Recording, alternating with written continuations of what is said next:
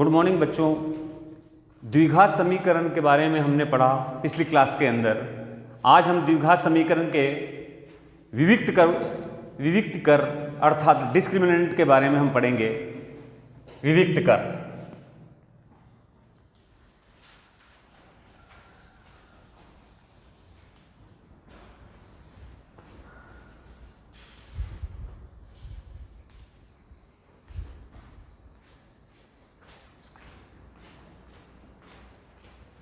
विविक्तिकर discriminant द्विघात समीकरण का मानक रूप देखिए आप लोग। द्विघात समीकरण का मानक रूप आप जानते हो, ax² plus bx plus c बराबर 0 में b² माइनस 4ac ये जो राशि है b² माइनस 4ac जो राशि है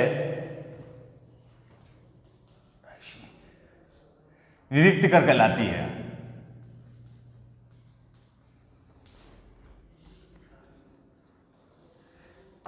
है। इसे डेल्टा या डी से प्रदर्शित किया जाता है।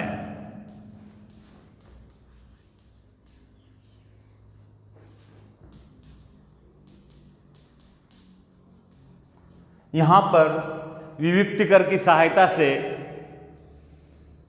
b² माइनस 4ac ये जो राशि है इसे d से शो किया जाता है। d फॉर डिस्क्रिमिनेंट अर्थात विविक्तिकर। किसी भी द्विघात समीकरण की मूलों की प्रकृति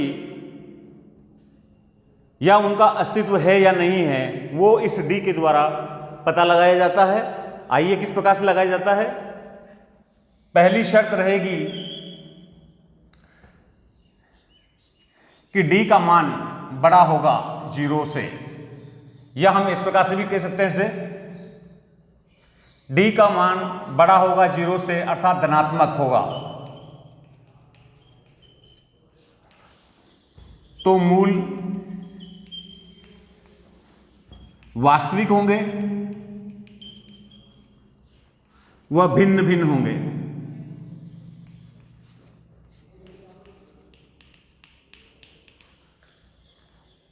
हमसे प्रश्न पूछा जाता है कि किसी भी द्विघात समीकरण के मूलों की प्रकृति ज्ञात कीजिए और ये बताइए कि द्विघात समीकरण का अस्तित्व होगा या नहीं होगा। तब हम क्या करते हैं, हम d विविक्त कर निकालते हैं, उस द्विघात समीकरण का विविक्त कर निकालते हैं और d का मान हमें प्राप्त हो जाता है। d का मान हमें 3 प्रकार से प्राप्त होता है। d का मान या तो हमें धनात्मक प्राप्त होगा, या d का मान हमें नेगेटिव प्राप्त होगा, या d का मान हमें 0 के इक्वल प्राप्त होगा।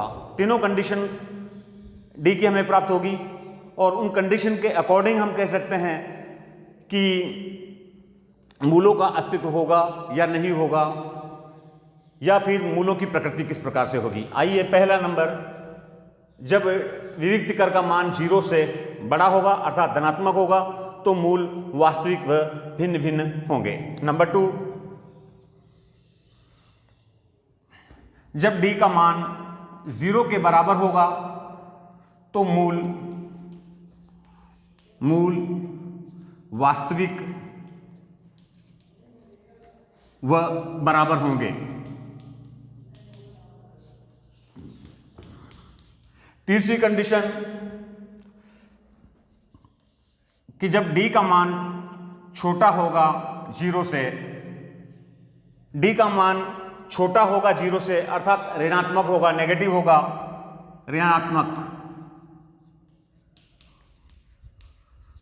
नेगेटिव होगा, d का वैल्यू नेगेटिव होगा, तो हम कह सकते हैं मूल काल्पनिक होंगे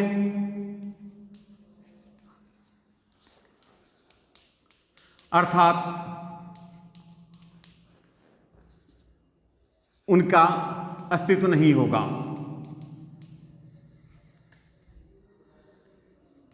अस्तित्व नहीं होगा। ये 3 मेन फंडामेंटल लिमिटेशन है डिस्क्रिमिनेंट के लिए, शर्तें हैं कि अगर हमें कोई द्विघात समीकरण दी गई है और हमसे पूछा जाता है कि मूलों की प्रकृति क्या होगी या मूलों का अस्तित्व है या नहीं है, तब हम डी निकालेंगे। डी मीन्स यह वाली राशि B square minus 4ac। D को इस प्रकार से शो किया जाता है, डी बराबर B square minus 4ac।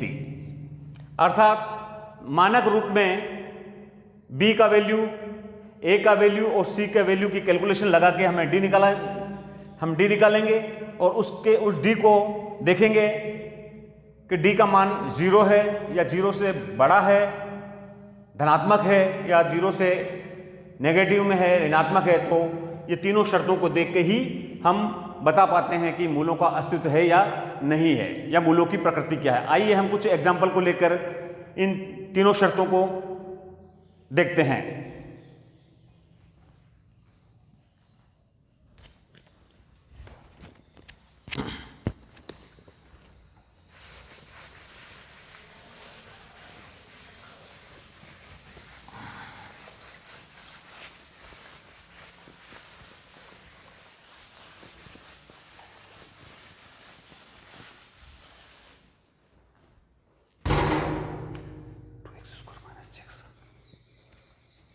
To x square minus 6x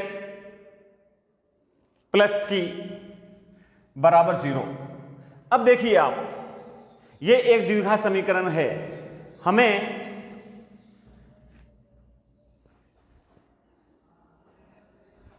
दी गई द्विघात समीकरण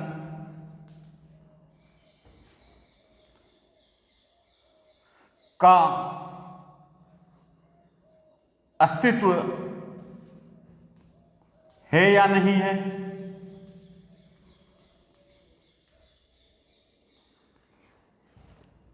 तो मूलों की प्रकृति ज्ञात कीजिए। मूलों की प्रकृति ज्ञात कीजिए। देखिए, दी गई द्विघात समीकरण हमें दी गई है ये, इसकी सहायता से हमें बताना है, विविक्ति कर की सहायता से हमें बताना है कि दी गई द्विघात समीकरण का अस्तित्व है या नहीं है। अगर है तो मूलों की प्रकृति ज्ञात करना है। तो देखिए, हम तुलना करेंगे। सबसे पहले मानक रूप से तुलना करने पर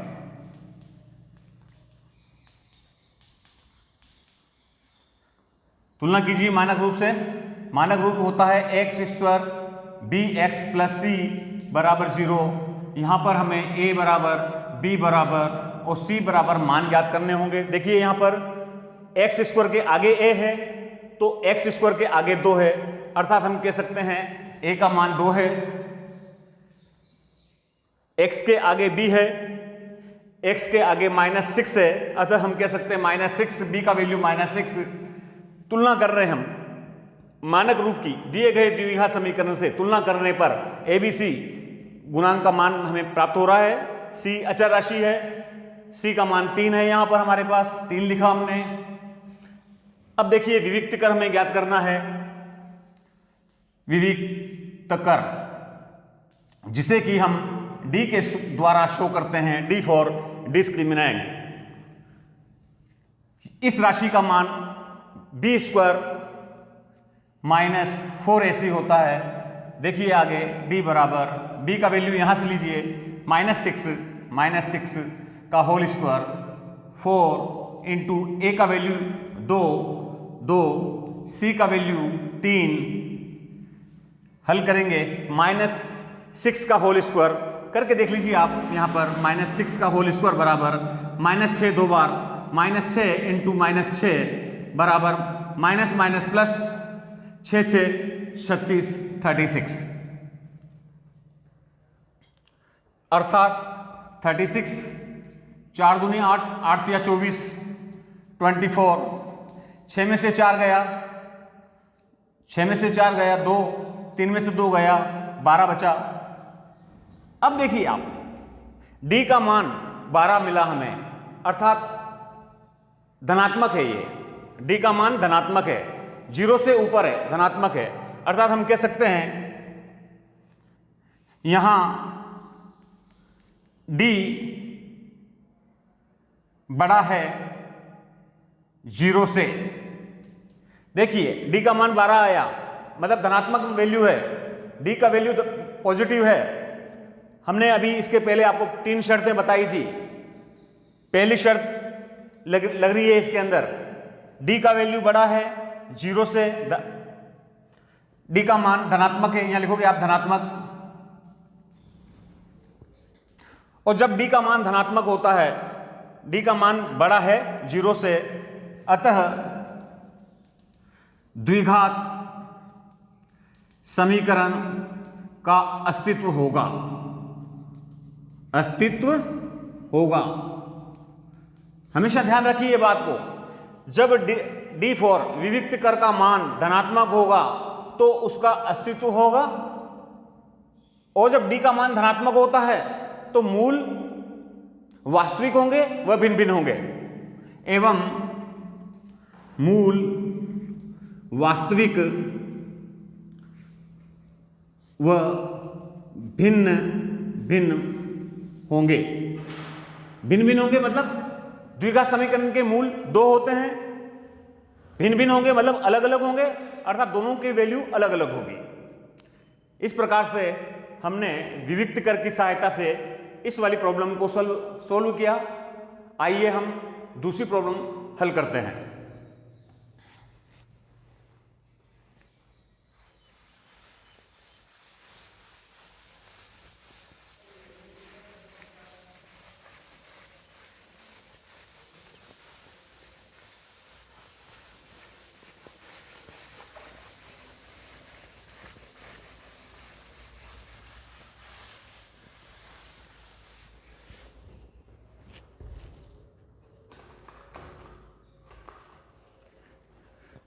दूसरे नंबर की प्रॉब्लम हल करते हैं हम लोग। दी गई द्विघात समीकरण का यदि की जांच करके और बतलाइए कि इसका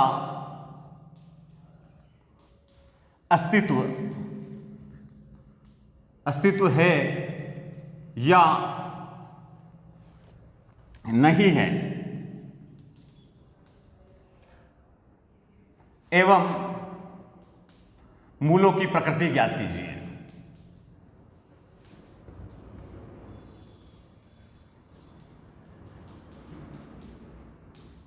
देखिए, जब d का मान 0 होगा तो द्विघात समीकरण का अस्तित्व होगा। जब d का मान अगर धनात्मक होगा, पॉजिटिव होगा, 0 से मोर देन होगा, तो भी द्विघात समीकरण का अस्तित्व होगा। लेकिन अगर d का मान अगर नेगेटिव है तब मूलों का अस्तित्व नहीं होगा, मूल काल्पनिक होंगे। यह बात हमें ध्यान रखना है। आइए सबसे पहले हम d निकालते हैं।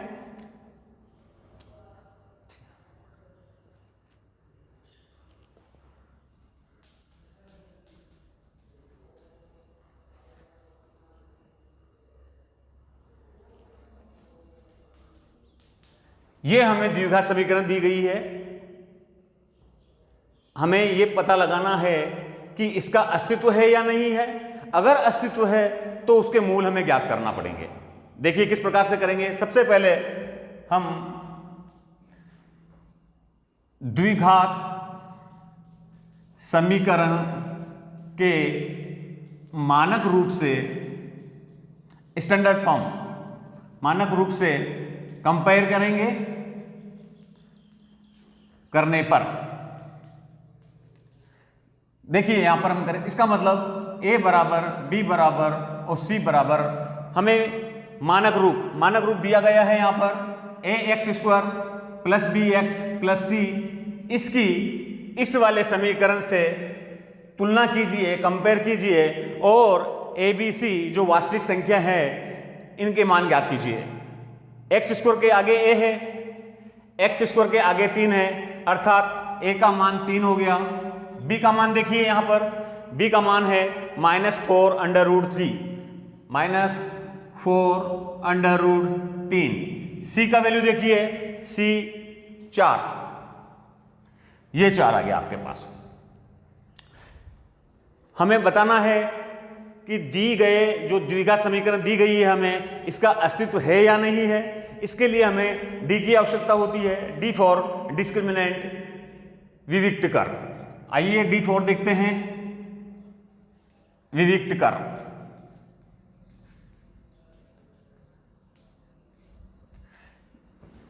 विविक्त कर को शो किया जाता है b² - 4ac से।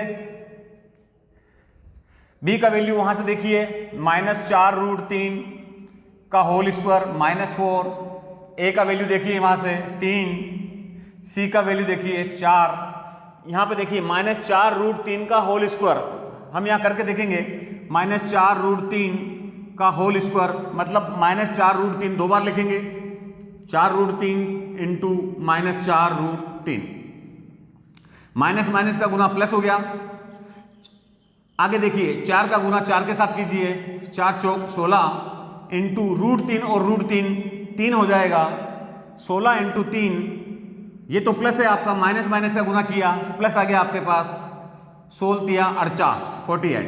इस प्रकार से देखिए यहां पर इस राशि का वर्ग 48 प्राप्त हुआ और 4 तिया 12, 12 चौक 48, 48 माइनस 48 बराबर 0। यह हम कह सकते हैं माइनस से प्लस कैंसिल हो गया, 0 प्राप्त हो गया, अर्थात डी। देखिए इससे पहले वाले सवाल में डी का मान हमें 12 प्राप्त हुआ था, अर्थात 0 से ज्यादा था, वो 12 धनात्मक था।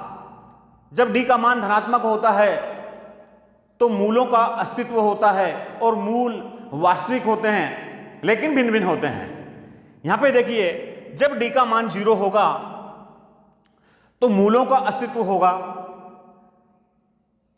मूल वास्तविक होंगे लेकिन मूल बराबर होंगे। जब डी का मान 0 आएगा तो मूल जो प्राप्त होंगे हमें, द्विघात समीकरण के 2 मूल होते हैं और दोनों मूल बराबर प्राप्त होंगे।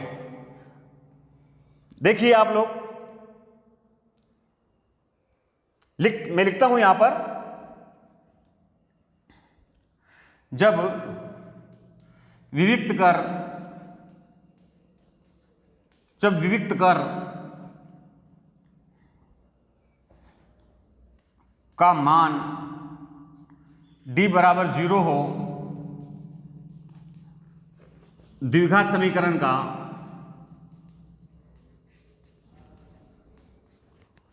अस्तित्व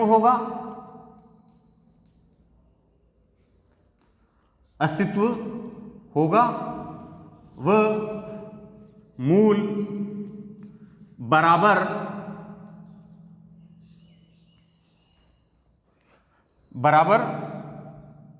व वास्तविक होंगे।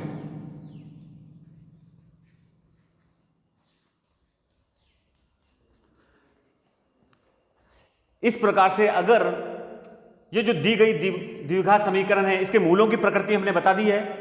इसके मूलों की प्रकृति, एक तो द्विघात समीकरण का अस्तित्व होगा तथा मूलों की प्रकृति, मूल बराबर होंगे वह वास्तविक होंगे। दी गए द्विघात समीकरण को आप किसी भी विधि से हल कर सकते हो, गुणनखंड की विधि से आप हल कर लीजिए इसे, शीर्षधाराचार विधि से आप हल कर लीजिए इसे, या कंप्लीटिंग स्क्वायर मेथड से आप हल कर लीजिए। मूल जब आप निकालोगे तो मूल आपको बराबर प्राप्त होंगे। आइए अगला सवाल, एक एग्जांपल और करते हैं हम लोग।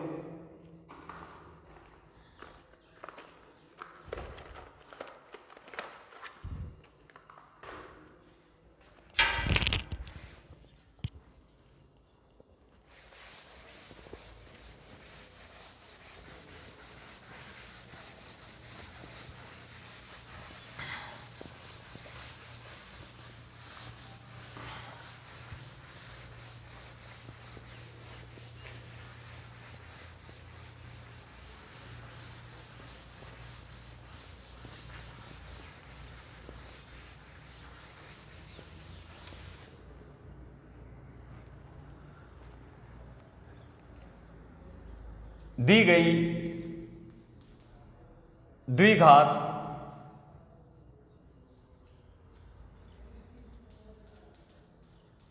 समीकरण x square plus x plus 1 equal to 0 की अस्तित्व है या नहीं तथा मूलों की प्रकृति ज्ञात कीजिए। तीसरे नंबर का ये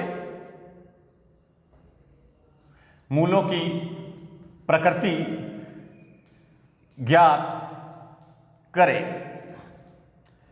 इससे पहले वाले दोनों सवाल हमने हल किए थे, उसमें d का मान धनात्मक था। पहले वाले सवाल में d का मान धनात्मक था, अर्थात मूल वास्तविक थे लेकिन भिन्न भिन्न थे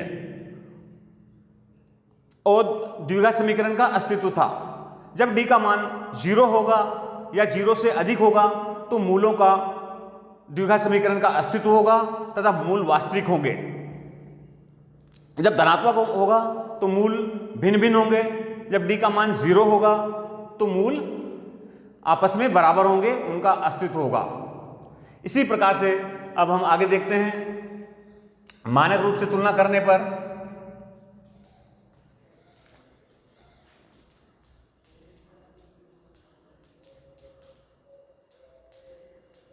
मानक रूप a x square plus b x plus c बराबर 0।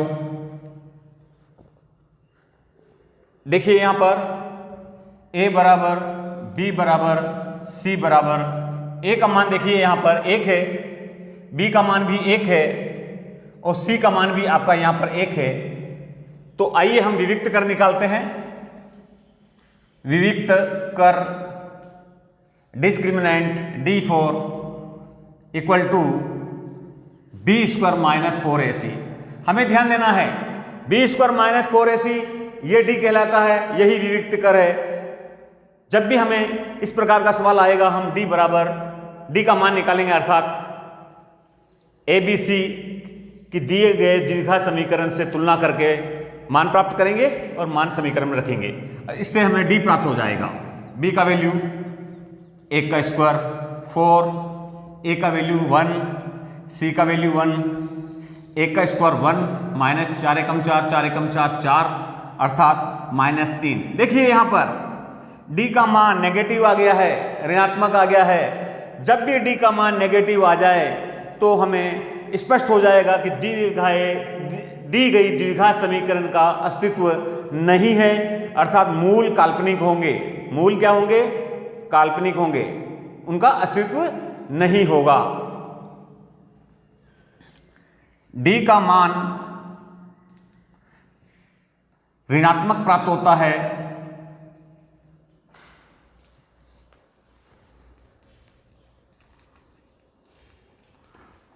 अतः मूल काल्पनिक होंगे।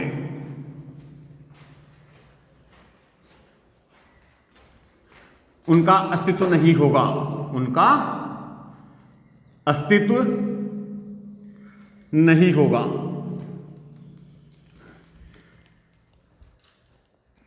तीनों लिमिटेशन, तीनों शर्तें आपको समझ में आ चुकी है। फिर मैं एक बार रिवाइज करता हूं।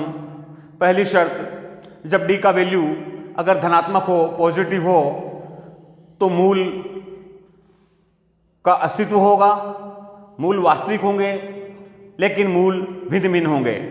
सेकंड नंबर की जो कंडीशन है, जब d का मान 0 होगा तब मूलों का अस्तित्व होगा,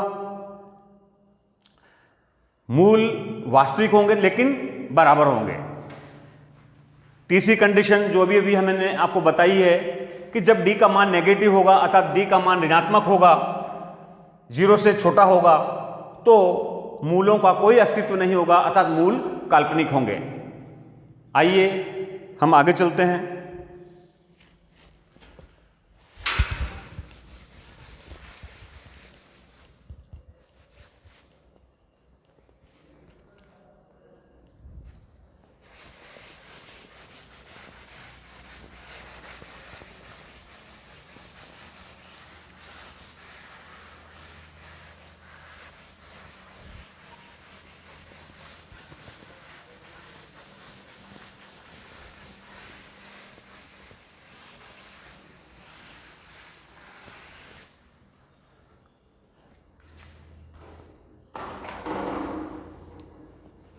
अगला प्रश्न देखिए चौथा,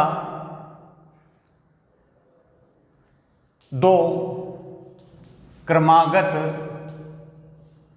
धनात्मक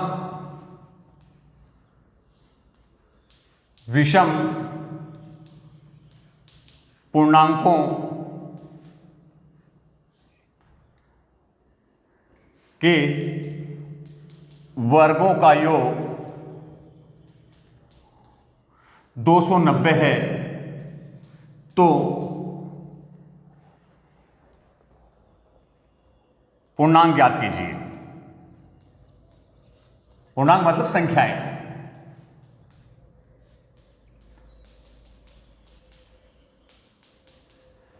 देखिए, ध्यान से देखिए सवाल को।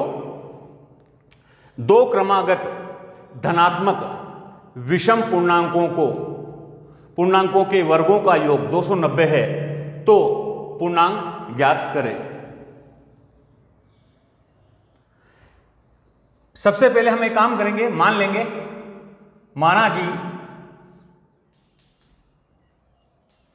पहला धनात्मक विषम पूर्णांक x है। देखिए, चीजों को समझने की कोशिश कीजिए। यहां पर क्रमागत का मतलब होता क्रम से आगे की ओर। जैसे अगर हमने x मान लिया, यहां देखिए पहला हमने पहला धनात्मक विषम पूर्णांक हमने x मान लिया यहां पर, तो दूसरा क्या होगा? देखिए, दूसरा धनात्मक विषम पूर्णांक, इस चीज को समझिए आप। मान लिया अगर यहां पर x की जगह अगर 19 है, 19 विषम संख्या है, क्रमागत मतलब क्रम से आगे की ओर चलना है, तो 19 के बाद में क्या आएगा? क्रम से आएगा। और विषम संख्या क्या आएगी? 19 के बाद में क्रम से आगे की ओर 21 आएगा। विषम संख्या की बात चल रही है, विषम पूर्णांकों की बात चल रही है। अगर हमने 19 माना, एग्जांपल लिया कि पहला अगर 19 है तो क्रम से आगे की ओर, तो 19 के आगे की ओर क्रम से 21 आता है और 21 ही विषम धनात्मक पूर्णांक है। अर्थात देखो, 19 के बाद में 21 आया, अर्थात पहली संख्या में कितना जुड़ा? 19 में 2 जुड़ा, तभी हमें अगला धनात्मक विषम पूर्णांक प्राप्त होगा। 2 जोड़ेंगे तो हमने जब पहला मान लिया धनात्मक विषम पूर्णांक, तो अब अगला प्राप्त करने के लिए इसमें 2 जुड़ना होगा, अर्थात अगला हो जाएगा x+2। शायद आपको बात समझ में आ चुकी होगी। एक बार मैं वापस रिपीट करता हूं। देखिए, पहला धनात्मक विषम पूर्णांक मान लिया आपने x है, धनात्मक है मतलब प्लस में होगा। अच्छा, विषम पूर्णांक है, मान लिया अगर एग्जांपल में ले लेता हूं कि ये 17 है, तो दूसरा क्रम से आगे की ओर 17 के बाद में आगे की ओर कौन सा आएगा? विषम पूर्णांक 19 आएगा। अर्थात हम बोल देंगे कितना जुड़ा? 17 से 19 आने में कितना जुड़ा? 17 में 2 जुड़ा। इस प्रकार अगर ये पहला x है तो इसमें कितना जुड़ जाएगा? इसमें 2 जुड़ जाएगा, तो दूसरा हो जाएगा x+2। अब अगली शर्त देखिए, विषम पूर्णांकों के वर्गों का योग शर्तानुसार, प्रश्नानुसार क्या है? विषम पूर्णांकों के वर्गों का योग मतलब इसका वर्ग करेंगे। पहला विषम पूर्णांक का वर्ग किया, दूसरा विषम पूर्णांक x+2 है, इसका भी वर्ग कर लिया। दोनों विषम पूर्णांकों के वर्गों का योग 290 है, 290। ये 290 मैंने यहां पे कर लिया। देखिए, अब हम आगे हल करेंगे इसे। किस प्रकार से करेंगे? देखिए, x² a+b के होल स्क्वायर से खोलिए इसे। a+b का होल स्क्वायर बराबर a² + b² + 2ab। खोल लीजिए इसे। a² मतलब x का स्क्वायर, b का स्क्वायर मतलब 2 का स्क्वायर + 2ab। 2 a का वैल्यू x, b का मतलब 2 = 290। x² 2 की घात 2 मतलब 4, और यहां पे 2 दूना 4x 4x। 290 बराबर के इधर आएगा तो माइनस का 290 हो जाएगा, यहां पर 0 बचेगा। एक्स स्क्वायर और x square 2x square plus 4x और 290 माइनस का है, प्लस का 4 है, तो ये प्लस माइनस माइनस हो जाएगा, 290 में से 4 जाएगा तो कितना हो बचेगा, माइनस का 286 इक्वल टू 0। आगे देखिए आप, द्विघात समीकरण को हम छोटा कर सकते हैं, अर्थात हम एक्स स्क्वायर के आगे 2 का गुणांक है इसलिए 2 से डिवाइडेड कर देंगे तो पूरे समीकरण को 2 से विभाजित कर देंगे, तो 2 से 2 कट जाएगा, 2 से 2 बार कटेगा और ये 2 से 286 143 नया समीकरण हमें यहां प्राप्त हो रहा है। हम लिख देते हैं यहां पर x square minus plus 2x minus 143 equal to 0। देखिए हमें द्विघात समीकरण प्राप्त हो गया है। हमें जो प्रश्न की शर्तें दी गई थी उन शर्तों के आधार पर हमने मान के धीरे धीरे द्विघात समीकरण का निर्माण कर लिया है। और हम जानते हैं द्विघात समीकरण को हल करने की 3 विधियां हैं। नंबर 1 गुणनखंड की विधि, नंबर 2 श्रीधराचार्य जी की विधि और नंबर 3 कंप्लीटिंग स्क्वायर मेथड पूर्ण वर्ग बनाने की विधि। जो भी आपको सिंपल लगती हो, इजी लगती हो, उसकी सहायता से आप इसे हल कर सकते हैं। आइए मैं इसे फैक्टराइजेशन के द्वारा हल करता हूं, गुणनखंड की विधि से इसे हल करता हूं। बहुत सिंपल है, पहले और आखिरी का गुणा करना है आपको। देखिए यहां पे 3 स्टेप मैं बताता हूं। पहले और आखिरी का गुणा करोगे आप लोग, x square into minus 143 equal to 0। ठीक है, अब देखिए बीच वाली जो संख्या है आपकी 2x, यहां पर इसके 2 टुकड़े आपको करना है, 2 टुकड़े करना है आपको ताकि उन्हें जोड़ने पर 2x प्राप्त हो। अर्थात हम कह सकते हैं कि 13x माइनस 11x, 13x में से 11x जाएगा तो 2x बचेगा। तीसरी कंडीशन, हम जानते हैं गुणनखंड जब करते हैं कि 2 टुकड़ों को आपस में गुणा करेंगे तो 13x इंटू माइनस 11x बराबर, इन दोनों का गुना, यहां पे देखिए इन दोनों का गुना हम करेंगे माइनस 143 एक्स स्क्वायर आएगा। एक्स स्क्वायर का गुना पहले वाले पद और अंतिम पद वाले पद का गुना हम करेंगे, हमने किया है यहां पर माइनस 143 एक्स स्क्वायर आएगा। आगे देखिए बीच वाले के 2 टुकड़े हमने किए यहां पर, तो ये 2x आ जाना चाहिए, ये 2x आ गया हमारे पास यहां पर। अब जो 2 टुकड़े हमने बीच वाले के किए, पद वाले बीच वाले पद के 2 टुकड़े हमने किए, उनका गुना इस पहले और आखिरी वाले पद के बराबर आ जाना चाहिए। तो देखिए किस प्रकार से करते हैं, 13 एकम 13 की 3 हासिल, 1 13 कम 13 1 14 143 और x इंटू एक्स स्क्वायर। अर्थात हमारी गुणनखंड की क्रिया बिल्कुल सही है। आइए हम आगे चलते हैं। एक्स स्क्वायर पहला वाला पद ऐसा का ऐसा, बीच वाले पद की जगह जो 2 टुकड़े हमने लिए वो लिखेंगे हम लोग 13x माइनस 11x, और अंतिम वाला पद भी same to same as it is वैसा का वैसा नीचे आ जाएगा इक्वल टू 0। कॉमन लीजिए आप लोग, x हमने कॉमन लिया यहां पर, x बचेगा और यहां पर 13 बचेगा।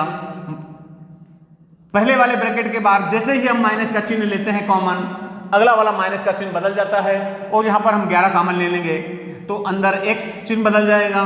और 143 में जब हम 11 का भाग लगाते हैं, देखिए यहां पर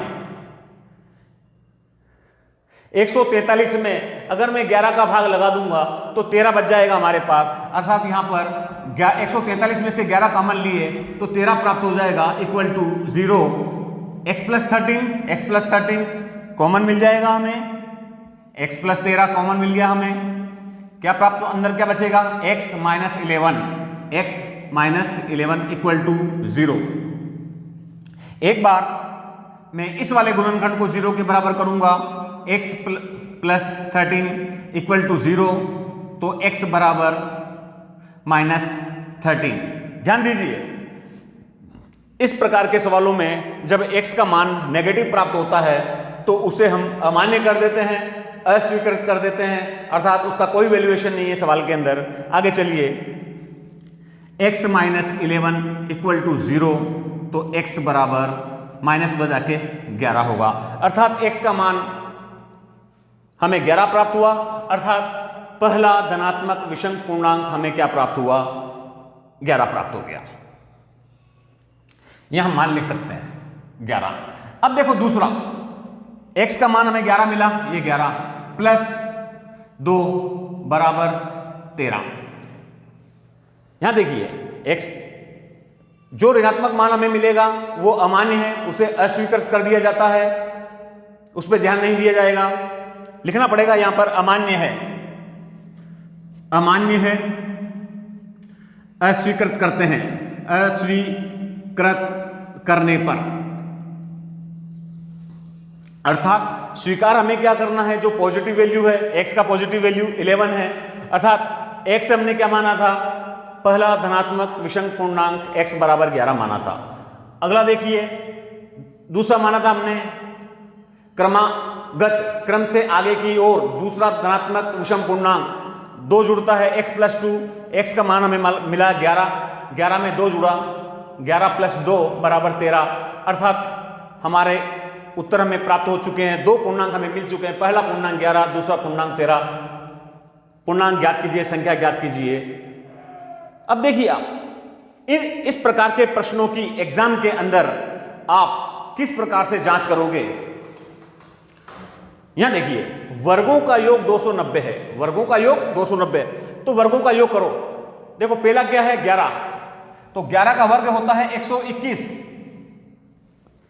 सवाल को पढ़ो, पूर्णांकों के वर्गों का योग, तो पूर्णांक पहला कौन सा है, विषम 11, तो 11 का वर्ग क्या होता है 121, 121। दूसरा पूर्णांक क्या मिला आपको 13, तो 13 का वर्ग क्या होगा, 13 का वर्ग होगा 169, 169। वो क्या बोलता है, पूर्णांकों के वर्गों का योग 290, तो क्या इन दोनों का जोड़ 290 होता है, बिल्कुल होता है।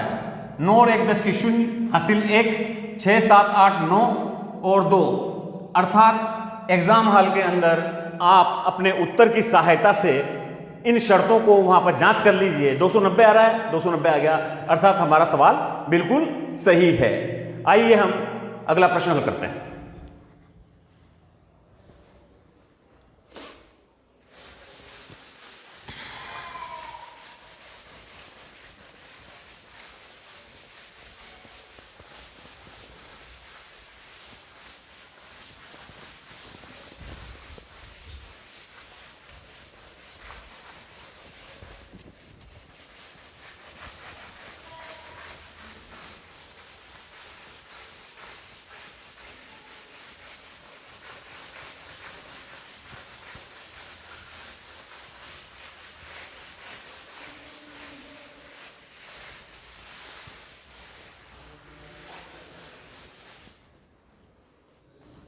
आइए अगला सवाल, दो संख्याओं के वर्गों का अंतर 45 है तथा छोटी संख्या का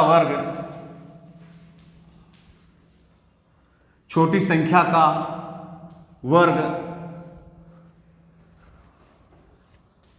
बड़ी संख्या के 4 गुने के बराबर है।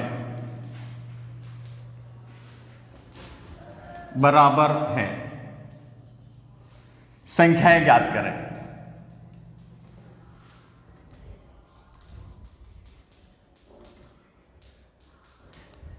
इस प्रकार के प्रश्नों में आपको सवाल की इबारत पढ़ना है और जिस प्रकार से हमें इबारत कहती है उस प्रकार से हमें एक समीकरण का निर्माण करना है।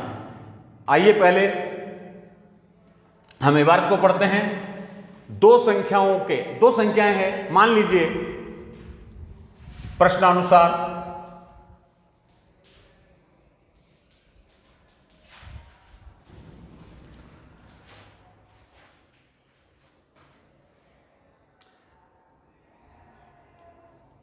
माना कि दो संख्याएं x व y है, मान लिया हमने। अब वो क्या बोलता है, दो संख्याओं के वर्गों का अंतर, मतलब इसका वर्ग और इसका वर्ग का अंतर 45 है। तो पहली संख्या हमने x मानी, उसका वर्ग किया, दूसरी संख्या हमने y मानी, उसका वर्ग किया। इनके वर्गों का अंतर, अंतर मतलब माइनस, कितना आएगा, 45 है, ये 45 लिखना। अब देखिए आगे क्या बोलता है, छोटी संख्या का वर्ग। अब हमें देखना है यहां पे 45 प्लस के अंदर है, अर्थात बड़ी संख्या ये होगी, बड़ी संख्या का वर्ग बड़ा आएगा, छोटी संख्या का वर्ग छोटा आएगा। तो बड़े में से छोटा जाएगा, अर्थात तो हमें कुछ प्राप्त होगा, प्लस में प्राप्त होगा, प्लस का 45 है, अर्थात हम कह सकते हैं कि x बड़ी संख्या है और y छोटी है। यहां लिखेंगे x बराबर बड़ी संख्या और y बराबर छोटी संख्या।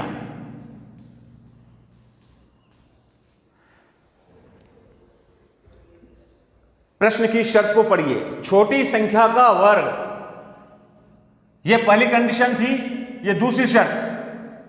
छोटी संख्या का वर्ग, छोटी संख्या कौन सी है, y, तो छोटी संख्या का वर्ग बड़ी संख्या के 4 गुने के बराबर है। तो बड़ी संख्या कौन सी है, x, इसके 4 गुने के बराबर है, अर्थात समीकरण नंबर इसे 1 दे दीजिए, इसे इक्वेशन नंबर 2 दे दीजिए, और y स्क्वायर का मान समीकरण 1 में रखने पर देखिए, यहां लिखिए आप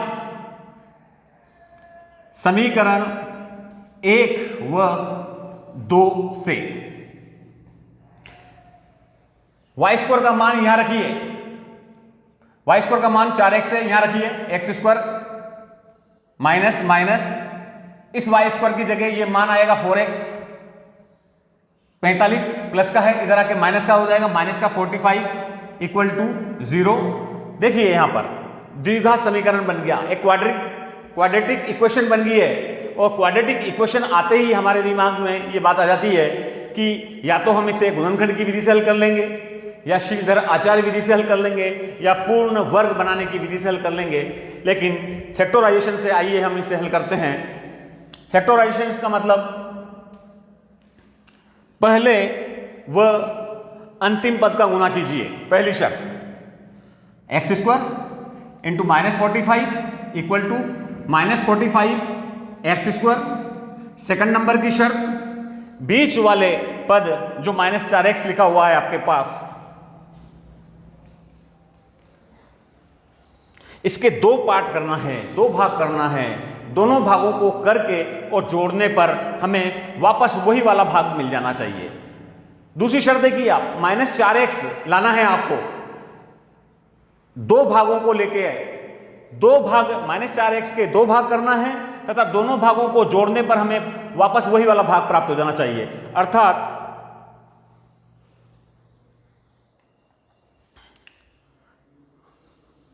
9x में से -9x प्लस 5x, देखिए माइनस के 9x में से प्लस के 5x जाएंगे तो माइनस के 4x बचेंगे, माइनस के 4x बच गए। अब देखिए तीसरी शर्त कि जो 2 टुकड़े हमने लिए उनका आप गुना कीजिए, और माइनस प्लस माइनस 5 नम 45 एक्स स्क्वायर, ये वाला गुना उस ऊपर वाले गुना के बराबर आना चाहिए। -45 एक्स स्क्वायर -45 एक्स स्क्वायर बराबर है, अर्थात हमारी प्रोसेस बिल्कुल सही है। आइए हम आगे चलते हैं।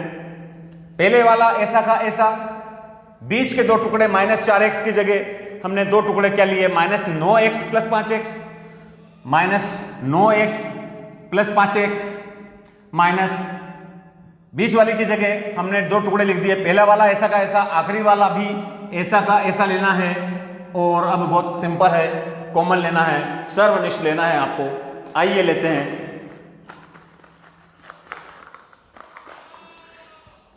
x कॉमन ले लीजिए, x -9, यहां से 5 कॉमन ले लीजिए, तो x -9 इक्वल टू 0। यहां पे x -9 एक बार कॉमन आ जाएगा, यहां बचेगा x प्लस 5 बराबर 0। अब देखिए आप इन दोनों को एक बार इसके 0 लिखोगे, एक बार इस गुणनखंड को 0 लिखोगे। आइए हम यहां लिख लेते हैं, आइए यहां लिख लेते हैं हम x माइनस 9 बराबर 0 और एक बार हम यहां लिखेंगे x प्लस 5 बराबर 0। माइनस का 9 उधर जाके प्लस का हो जाएगा। अच्छा, ये प्लस का 5 उधर जाके माइनस का 5 होगा।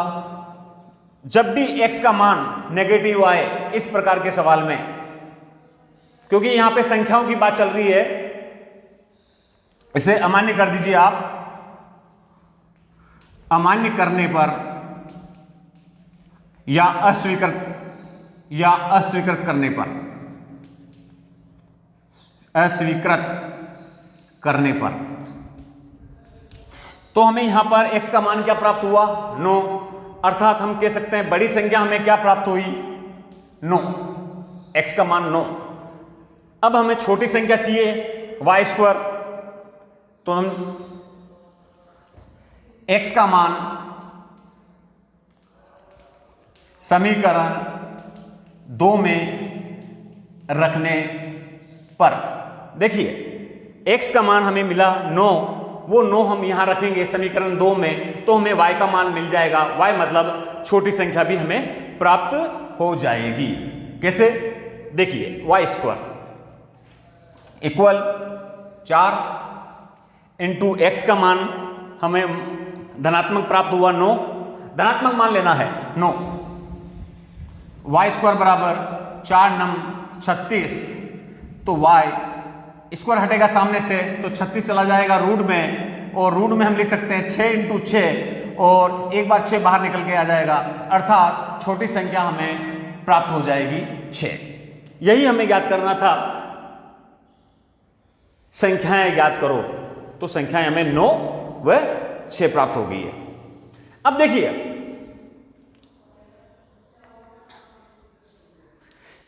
वो क्या बोलता, शर्तों देखो। सवाल हल होने के बाद में एग्जाम के अंदर आप लोग इन x और y के मान से जांच करोगे कि हमारा सवाल सही है या नहीं है। आप एग्जाम हॉल में अपने प्रश्न की जांच कर लेना कि हमारा सवाल सही है या नहीं है। किस प्रकार से जांच करेंगे, आइए देखिए। दो संख्याओं के वर्गों का अंतर 45 है, तो दो संख्याएं कौन कौन सी है? 9, तो 9 का वर्ग कीजिए 81, अंतर 6 का वर्ग कीजिए 36, अंतर करो आप। 11 में से 6 गया 5, 7 बचा, 7 में से 3 गया 4, देखो 45 आ गया। ये देखो 45 है। सवाल क्या बोलता है? दो संख्याओं के वर्गों का अंतर 45 है, तो दो संख्याएं कौन कौन सी? पहली संख्या 9, दूसरी संख्या 6। उत्तर हमारा आ चुका है, सवाल की जांच चल रही है। वर्गों का अंतर, तो इसका वर्ग 90 90 81, अंतर मतलब माइनस करना है, इसका वर्ग करना है 6 6 36, तो 81 में से 36 गया तो 45, अंतर कितना आ गया? 45। आगे और चलिए, क्या बोलता है? छोटी संख्या का वर्ग, छोटी संख्या दोनों में से कौन सी है? 6, तो छोटी संख्या का वर्ग कितना होता है? 36। बड़ी संख्या के 4 गुने के बराबर है, बड़ी संख्या के 4 गुने के बराबर है, तो देखो बड़ी संख्या कौन सी है आपकी? 9, इसका 4 गुना क्या होगा? ये 4 गुना कर दिया 36, बराबर है 4 9 36, तो देखिए ये दोनों बराबर होगी। इस प्रकार से हम परीक्षा में ही रफ कॉपी के अंदर पीछे की तरफ पन्ने पे हमारी हम जांच कर सकते हैं। ये हमने जांच की, अर्थात हमारा सवाल बिल्कुल सही है। आइए हम अगला सवाल करते हैं।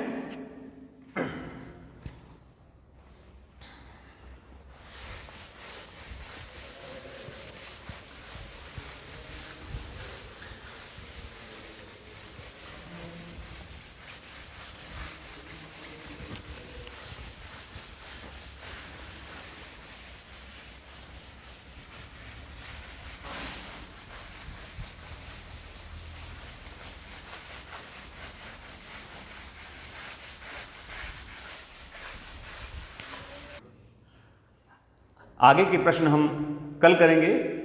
Thank you.